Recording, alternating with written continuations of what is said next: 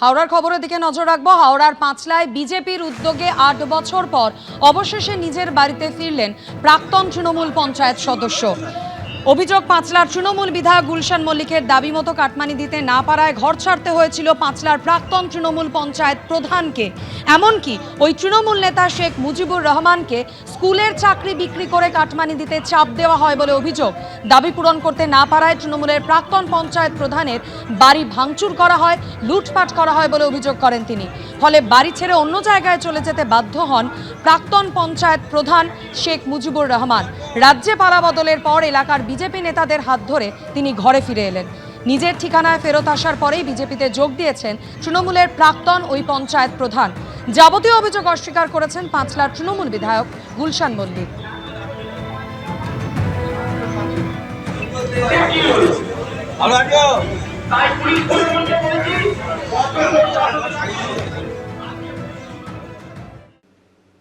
ক্ষমতায় এসেই দুর্নীতিতে জিরো টলারেন্সের বার্তা দিয়েছিলেন নতুন মুখ্যমন্ত্রী। জেলার প্রথম প্রশাসনিক বৈঠক থেকেও তোলাবাজি কাটমানির বিরুদ্ধে কড়া পদক্ষেপের নির্দেশ দিয়েছেন শুভেন্দু অধিকারী। আমরা এতে জিরো টলারেন্সের নীতি নিচ্ছি। যারা সতর্ক হতে চান সতর্ক হয়ে যান। কোনো দুর্নীতি বেনিয়ম বরদাস্ত করবে না রাজ্য সরকার। ক্ষমতায় এসেই তা স্পষ্ট করে দিয়েছেন নতুন মুখ্যমন্ত্রী। দায়িত্ব পাওয়ার পর থেকেই শুরু হয়েছে অ্যাকশন। সরকারি অফিসে হাজিরার কড়াকড়ি থেকে বেআইনি নির্মাণ, হুমকি, তোলাবাজি, কোনো কিছুতে এতটুকু বেনিয়ম দেখলেই কড়া পদক্ষেপ নিচ্ছে প্রশাসন। শনিবার ডায়মন্ড হারবারের প্রশাসনিক বৈঠক থেকে ফের কড়া বার্তা দেন মুখ্যমন্ত্রী। আজ থেকে অটো, টোটো, হকার এদের কাছ থেকে কোনো তোলা, সিন্ডিকেট কেউ তুলবেন না। কোনো অবৈধ টোল, হকারদের কাছে কালেকশন, সাফাই কালেকশন ইত্যাদি বৈধ রসিদ ছাড়া কেউ তুলবেন না। কেউ যদি টাকা চাইতে আসে আপনারা সোজা থানায় যাবেন, থানা আপনাদের প্রোটেকশন দেবে। কাটমানি, তোলাবাজির দিন শেষ। শুধুমাত্র ডিজিটাল লেনদেনের প্রমাণ থাকলেই সোজা গ্রেফতারি নির্দেশ দিয়েছেন মুখ্যমন্ত্রী। কেন্দ্র এবং রাজ্য সরকারের কোনো স্কিম পেতে গিয়ে কাউকে পয়সা দিতে হয়েছে, কাটমানি দিতে হয়েছে, ঘুষ দিতে হয়েছে, সেক্ষেত্রে আমরা দুটো ইলেকট্রনিক্স ডকুমেন্টকে এনকারেজ করেছি।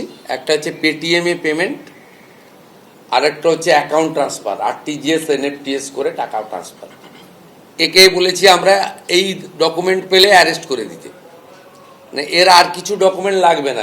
এই নতুন হানিমুন পিরিয়ডে যা যা বলবেন শুনতে ভালো লাগবে, যা যা দেখাবেন এখন দেখতে হবে, কিন্তু প্রথম থেকেই যদি সবটা নেগেটিভ কোনো রিয়াকশন দিই তাহলে সেটা মানুষ ভালোভাবে নেবেন না। আমরাও নজর রাখছি, মানুষও নজর রাখছেন। সূত্রের খবর, সোমবার নবান্ন সভাঘরে পুলিশের শীর্ষ কর্তাদের সঙ্গে বৈঠকে মুখ্যমন্ত্রী বলেন, আইনের শাসন প্রতিষ্ঠা করতে হবে, আইন মেনে চলুন, আইনের আওতায় থেকে কাজ করুন। মুখ্যমন্ত্রীর নির্দেশ মতো কড়া পদক্ষেপ করছে পুলিশ প্রশাসনও। সত্যজিৎ বৈদ্য, এবিপি আনন্দ। কোথাও তোলাবাজি তো কোথাও হুমকি, মারধরের অভিযোগ। পালাবদলের পরই একাধিক জেলা থেকে পরপর গ্রেফতার হচ্ছেন তৃণমূলের নেতারা। সেই তালিকায় একদিকে যেমন রয়েছেন তৃণমূল কাউন্সিলর, তেমনই রয়েছেন পঞ্চায়েত প্রধানও। সরকার বদলেছে, বদলাচ্ছে পরিস্থিতি। এই আবহে নানা অভিযোগে পুলিশের জালে ধরা পড়ছেন একের পর এক তৃণমূল নেতা।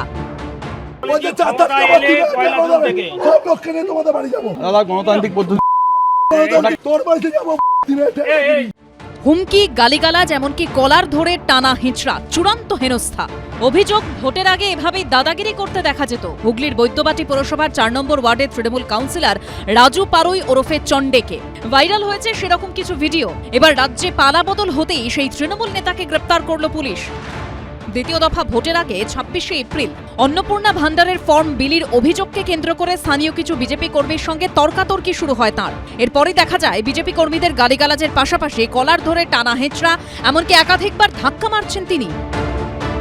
এই মন্টু, ফর্ম ফিলআপই হয়নি। প্রতিশ্রুতি দিচ্ছ? কোনো প্রতিশ্রুতি দিইনি।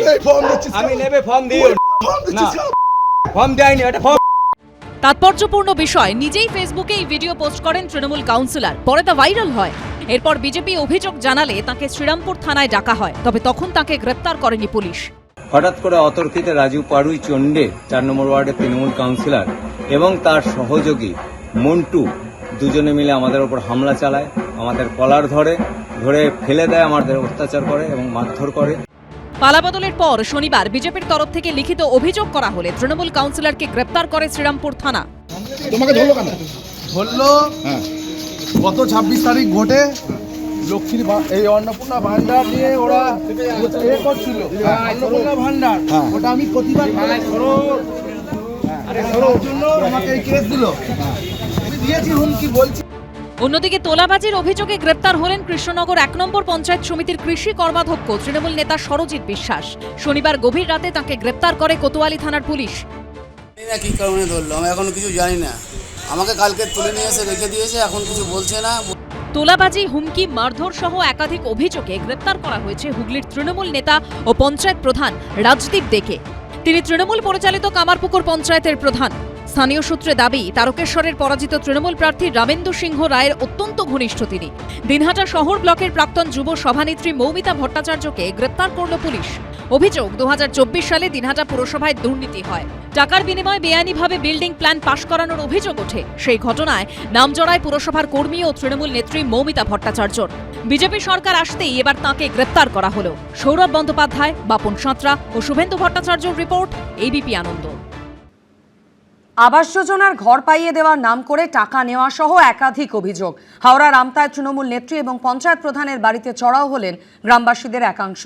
বাড়ি লক্ষ্য করে ছোঁড়া হলো ইট, ভাঙা হলো জানলার কাঁচ। বলেছে যে ঘর বেরিয়েছে, আপনাদের আবাস যোজনা ঘর বেরিয়েছে, ওর জন্য 15,000 করে টাকা আমার দিকে দিতে হবে। সেই সব টাকা আমাদের সব ফেরত চাই। কারুর অভিযোগ, এভাবেই আবাস যোজনার ঘর পাইয়ে দিতে টাকা চাওয়া হয়েছিল। আবার কারুর অভিযোগ, জব কার্ড নিয়েও প্রচুর দুর্নীতি হয়েছে। এরকম নানা অভিযোগ নিয়ে জমাক্ষোভের বিস্ফোরণ ঘটল রবিবার। হাওড়ার আমতায় তৃণমূল নেত্রী ও পঞ্চায়েত প্রধানের বাড়িতে চড়াও হলেন গ্রামবাসীরা। কারুর হাতে পাথর তো কারুর হাতে থান ইট। পঞ্চায়েত প্রধানের বাড়ি লক্ষ্য করে সেই ইট পাথর ছুটছেন ক্ষুব্ধ জনতা। দোতলার জানলার কাঁচ ভাঙতে আস্ত বাঁশ নিয়েও আসেন তারা। ভাঙার চেষ্টা চলেছে এসির আউটডোর ইউনিটও।